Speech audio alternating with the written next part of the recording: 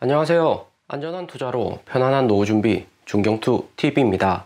네, 11월 9일 수요일입니다. 비트코인 18,200달러 마이너스 12%, 이더리움 1,300달러 마이너스 18%, 리플 마이너스 15%, 에이다 마이너스 10%, 도지 마이너스 24% 등 전체 코인들 하락이 매우 큽니다. 하루 전 이야기드린 FTX 거래소 자체 코인 FTT 자전 거래 논란으로 코인 가치 폭락하고 전체 코인 시장까지 끌고 내려간 거고요. 중경투 오른쪽 상단 11월 주요 코인 방향성 10월하고 같은 내용으로 계속해서 올려두고 있습니다. 11월 3일 미국 75bp 4번 연속 러시아 전쟁 미국 긴축으로 항상 돌발 변수를 조심해야 된다 공지를 올려두고 있고요. 개발도상국 신흥국에서 리스크 터질 수도 있는 거고 이번 FTT 코인처럼 약한 고리가 무너질 수가 있는 거죠. 그렇기 때문에 미국 금리 인상 시기에는 어떤 일이 일어날지 모르기 때문에 소액 정도로만 코인 투자하시는 것을 기본 전제로 깔고 가셔야 됩니다. 확실하게는 12월하고 1월에 완전한 저점이 나올 수가 있기 때문에 미국 금리 인상 시즌 당장에 비트코인, 알트코인 상승한다고 해서 빠르게 추격 매수하실 필요는 없는 거고요. 절대 무리하실 필요 없는 구간이고 이번처럼 천천히 기다려도 저점 매수할 수 있는 기회는 반드시 나온다 볼 수 있습니다. FTT 코인 마이너스 79% 대폭락하고 FTX 거래소까지 리스크가 커지면서 바이낸스에서 FTX 거래소 인수한다고 공식 발표를 했고요. 창봉저 FTX 인수한다고 트윗 나올 때 비트코인 2만 달러 이상 등하고 알트코인도 반등이 왔습니다. 하지만 바이낸스에서 인수한다는 것은 FTX 거래소에 한정된 거지 이번에 가장 논란이 되고 있는 알라메다 FTX 거래소 자회사는 인수 안 한다고 밝히면서 비트코인, 이더리움 다시 폭락을 한 거고요. 알라메다 역시 6월 폭락 주요 원인이었던 셀시우스처럼 코인 대출업도 병행을 하고 있습니다. 대량의 뱅크런이 알라메다에서 발생을 한 거고 시장가로 비트코인, 이더리움 매도를 하면서 전체 코인 가격 폭락을 한 거고요. 특히 솔라나 마이너스 25%로 알라메다가 솔라나 생태계에 투자를 많이 하고 있습니다. 솔라나 생태계 코인들 반드시 조심하셔야 되고 1위 솔라나 당연히 많이 들고 계시면 안 되겠죠. 2등은 체인링크로 솔라나, 이더리움 연결시켜주는 코인입니다. 그래픈, 스테픈, 웨이브, 수식코인, 세럼까지 솔라나 폭락하니까 웨이브하고 세럼, 솔라나, 스테이킹 코인 하락폭이 매우 크죠. 솔라나 포함 여기 있는 코인들은